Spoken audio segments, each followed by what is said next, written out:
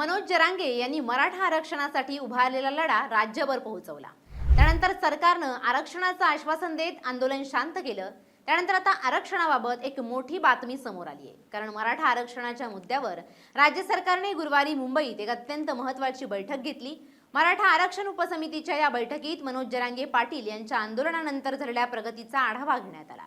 या बैठकीनंतर समितीचे अध्यक्ष आणि मंत्री राधाकृष्ण विखे पाटील यांनी महत्त्वाची माहिती दिली आहे। शिंदे समितीने कामकाज सुरू केल्यापासून राज्यात आतापर्यंत तब्बल 48 लाख कुणबी नोंदी सापडल्या असून त्या आधारे 12 लाखांहून अधिक कुणबी प्रमाणपत्रांचं वाटप करण्यात आल्याचं त्यांनी स्पष्ट केलंय। तत्कालीन मुख्यमंत्री एकनाथ शिंदे यांनी मराठा समाजाला आरक्षण देण्यासाठी आणि कुणबी नोंदी शोधण्यासाठी न्यायमूर्ती शिंदे समितीची नियुक्ती केली होती। या समितीने राज्यभर जुन्या कागदपत्रांची पडताळणी केली। विखे पाटील यांनी सांगितलं की या शोध मोहिमेत 48 लाख अशा नोंदी सापडल्या आहेत, ज्यांचा आधार घेऊन मराठा समाजातील व्यक्तींना कुणबी प्रमाणपत्र मिळणं सुलभ झालंय। केवळ नोंदी शोधून सरकार थांबलं नसून प्रत्यक्ष अंमलबजावणीवरही भर दिला जातोय। आतापर्यंत राज्यभरात 12 लाखांपेक्षा जास्त पात्र व्यक्तींना कुणबी जातीचं प्रमाणपत्र प्रदान करण्यात आलंय। मनोज जरांगे पाटील यांच्या संघर्षाचं आणि त्यांनी लावून धरलेल्या मागणीचं हे मोठं यश मानलं जातंय। काय म्हणतेत काय आम्हाला प्रोसिडिंग दिलंय 58 लाख। मला तरी असं वाटतं की हे मिसगाईड करतात मंत्रिमंडळाच्या उपसमितीला अधिकारी वर्ग सगळा।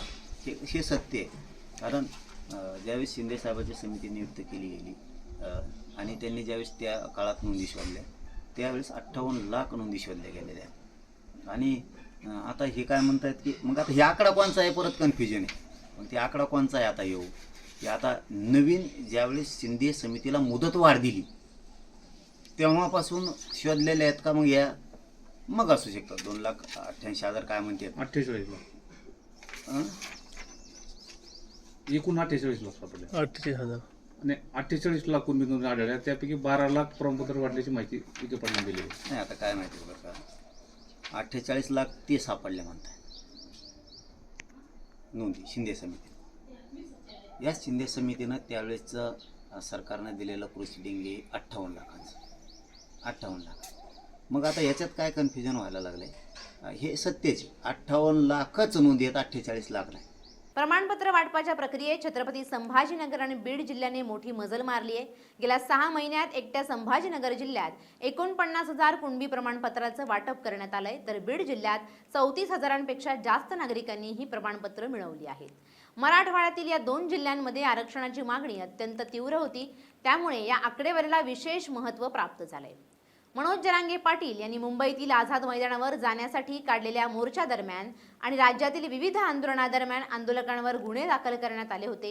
या गुन्ह्यांबाबतही बैठकीत चर्चा झाली। विखे पाटील यांनी माहिती दिली की मुंबईतील आंदोलनादरम्यान दाखल झालेल्या 8 मुख्य गुन्ह्यांपैकी 7 गुन्हे मागे घेण्यात आले आहेत। उर्वरित गुन्ह्यांची पडताळणी सुरू असून राज्यभरातील इतर प्रकरणांपैकी 71 गुन्हे सध्या प्रलंबित आहेत। हे गुन्हे तांत्रिक प्रक्रिया पूर्ण करून लवकरच मागे घेण्याबाबत सरकार सकारात्मक असल्याचे संकेत मिळाले आहेत। मराठा आरक्षणासमोर उभी असलेली न्यायालयीन आव्हानं आणि जुन्या गॅझेटची अंमलबजावणी यावरही समितीने गांभीर्याने विचारविनिमय केलाय। सध्या आरक्षण आणि हैदराबाद गॅझेट विरोधात न्यायालयात याचिका दाखल आहेत, त्यांचा सविस्तर आढावा कायदेतज्ञांकडून घेतला जातोय। तसंच सातारा गॅझेटवर लागू करण्याबाबत मराठा समाजाकडून सातत्याने मागणी होती। या पार्श्वभूमीवर पुणे विभागीय आयुक्तांकडून या संदर्भात सविस्तर अहवाल मागवण्यात आलाय। हा अहवाल प्राप्त झाल्यानंतर सातारा गॅझेटियरनुसार अंमलबजावणी करण्याबाबतचा मार्ग मोकळा होऊ शकतो। मराठा आरक्षणासाठी मनोज जरांगे पाटील आणि उपोषण आणि आंदोलनाच्या माध्यमातून सरकारवर मोठा दबाव निर्माण केला होता। सगळे सोयरे आणि कुणबी नोंदी या त्यांच्या प्रमुख मागण्या होत्या। आज सरकारने दिलेली 12 लाख प्रमाणपत्राची आकडेवारी ही जरांगे यांच्या आंदोलनाला मिळालेलं मोठं यश मानलं जात आहे। प्रशासकीय पातळीवर इतक्या वेगानं नोंदी शोधून प्रमाणपत्र देण्याची ही पहिलीच वेळ आहे। राज्यातील मराठा समाज आता या पुढील टप्प्यातील आरक्षणाच्या निर्णयाकडे आणि प्रलंबित गुन्हे पूर्णपणे मागे घेण्याच्या कारवाईकडे लक्ष लावून बसला आहे।